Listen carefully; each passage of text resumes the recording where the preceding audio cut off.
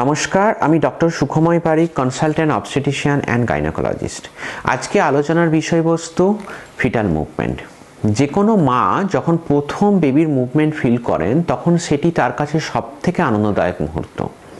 যারা প্রথমবার মা হচ্ছেন তারা 18 থেকে 22 সপ্তাহ, আর যারা দ্বিতীয়বার মা হচ্ছেন তারা একটু আগে 16 থেকে 18 সপ্তাহে প্রথম বেবির মুভমেন্ট ফিল করেন। একদম প্রথমের দিকে বেবির মুভমেন্ট স্লো থাকে, আস্তে আস্তে হয়। সেটা সাধারণত বাটারফ্লাই মুভমেন্ট বা ফ্লিকারিং বা ক্রলিং টাইপের মুভমেন্ট হয়। প্রেগনেন্সি যত অ্যাডভান্স হয় মা তত বেবি কিক ফিল করতে পারেন। প্রেগনেন্সি থার্ড ট্রাইমেস্টার মানে 28 থেকে 32 সপ্তাহ থেকে মাকে বেবির ফিটাল মুভমেন্ট ট্র্যাক করতে বলা হয়। আজকালকার স্মার্টফোনের যুগে বিভিন্ন রকম ফিটাল মুভমেন্ট ট্র্যাকিং অ্যাপস আছে, যেটি দিয়ে মা সহজেই বেবির মুভমেন্ট ট্র্যাক করতে পারেন। তাছাড়াও দুটো ফর্মুলা আছে, একটা ডিএফএমসি, একটা কার্ডিফ কাউন্ট টু 10। ডিএফএমসি মানে ডেলি ফিটাল মুভমেন্ট কাউন্ট, যে সমস্ত মায়েরা ওয়ার্কিং তাদের জন্য হেল্পফুল। এখানে আফটার লাঞ্চ, আফটার ডিনার এবং আফটার ব্রেকফাস্ট দিনে 3 বার খাওয়ার পরে 1 ঘন্টা মুভমেন্ট কাউন্ট করতে বলা হয়। যদি 1 ঘন্টাতে 3 বার মুভমেন্ট হয় তাহলে বেবি ভালো আছে। কার্ডিফ কাউন্ট টু 10-এ একটা চার্ট থাকে, যেটা আপনারা আপনার গাইনোকোলজিস্টের কাছ থেকে নিয়ে নিন। এখানে দেখা হয় 12 ঘন্টার মধ্যে 10 বার বেবির মুভমেন্ট হচ্ছে কিনা। এর 3-4টে ইম্পর্টেন্ট পয়েন্ট। ফার্স্ট হলো প্রতিদিন আপনাকে বেবির মুভমেন্ট কাউন্ট করতে হবে।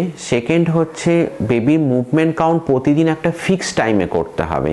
এবং থার্ড ইম্পর্টেন্ট পয়েন্ট, যে ফার্স্ট 10th মুভমেন্ট যেখানে হচ্ছে সেখানে একটা ক্রস চিহ্ন দিতে হবে।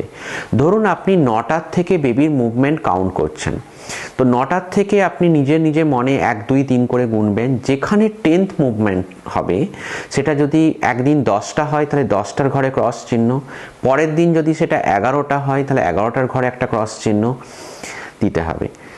এতে যেটা দেখা হয় বেবির মুভমেন্ট প্যাটার্ন কীরকম হচ্ছে। 10তম 10th মুভমেন্টের পর আর আপনাকে সারাদিন কোনো বেবির মুভমেন্ট কাউন্ট না হিসেব রাখলেও চলবে। দুটো মুভমেন্টের মাঝে গ্যাপ থাকতে হবে। যদি গ্যাপ না থাকে তাহলে ওটা সিঙ্গেল কাউন্ট হবে। প্রত্যেকটা বেবির একটা মুভমেন্ট প্যাটার্ন ইউনিক থাকে। ধরুন কারো ক্ষেত্রে বেবির মুভমেন্ট মর্নিংয়ের দিকে হয়, কারো ক্ষেত্রে ইভিনিং হয়, বা কারো ক্ষেত্রে রাত্রিবেলার দিকে হয়। এই মুভমেন্ট প্যাটার্নটা যদি চেঞ্জ হয়ে যায় তাহলে সেটা ভয়ের, কারণ বেবির movement directly related to baby hypoxia.